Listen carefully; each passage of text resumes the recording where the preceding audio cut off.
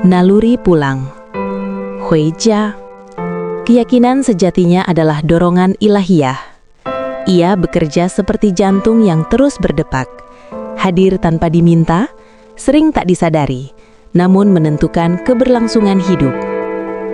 Dalam bentuk paling sederhana, ia hadir sebagai respons alamiah terhadap kebutuhan dasar.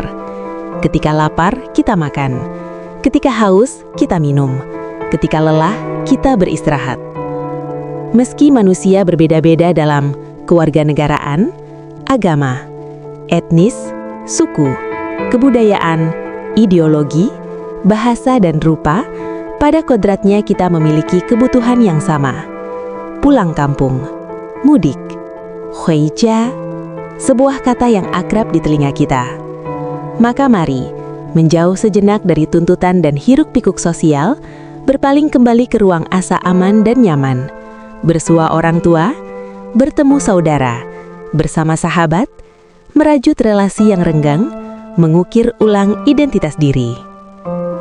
Tradisi pulang kampung bukan milik satu kelompok, bukan hak paten satu kepercayaan. Huijia adalah naluri purba makhluk hidup, dorongan untuk kembali ke sumber asal, pulang ke titik awal kehidupan. Di alam bebas, fenomena demikian juga dilakoni organisme lain. Salah satunya adalah perjalanan mudik spektakuler oleh ikan salmon. Ikan salmon menghabiskan sebagian besar hidupnya mengembara di Samudra Pasifik. Namun ketika waktunya tiba, dorongan internal yang terprogram secara kodrati memanggil mereka kembali ke sungai tempat mereka pertama kali menetas. Tanpa peta, tanpa jaminan keselamatan, salmon mengikuti medan magnet bumi sebagai kompas alami. Mereka berenang ratusan kilometer melawan arus sungai yang deras, melintasi danau, bebatuan, dan rintangan. Sejak memasuki air tawar, salmon berhenti makan. Seluruh sisa energi hidupnya dipadukan untuk satu tujuan, tiba di rumah. Perubahan hormon membuat tubuh mereka memerah terang, bukan tanda kekuatan semata, melainkan pertanda bahwa hidup mereka sedang dihitung mundur. Rahang jantan melengkung seperti kaik, kulit mulai rusak, organ dalam perlahan mengalami pembusukan, bahkan sebelum perjalanan berakhir.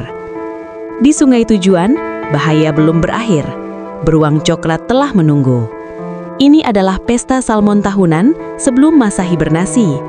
Puluhan salmon dimangsa setiap hari, namun karena jumlah mereka sangat banyak dan bergerak bersama, sebagian besar tetap berhasil melanjutkan perjalanan.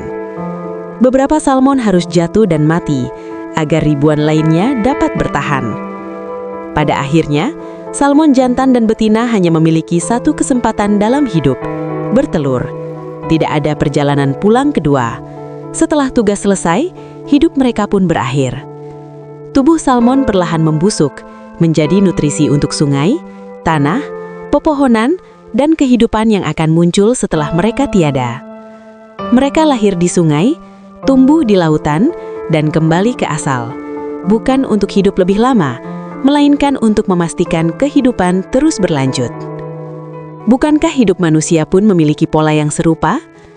Kita lahir, tumbuh melalui perjalanan panjang, menghadapi bahaya dan keterjatuhan, berevolusi, saling bergantung, saling menguatkan.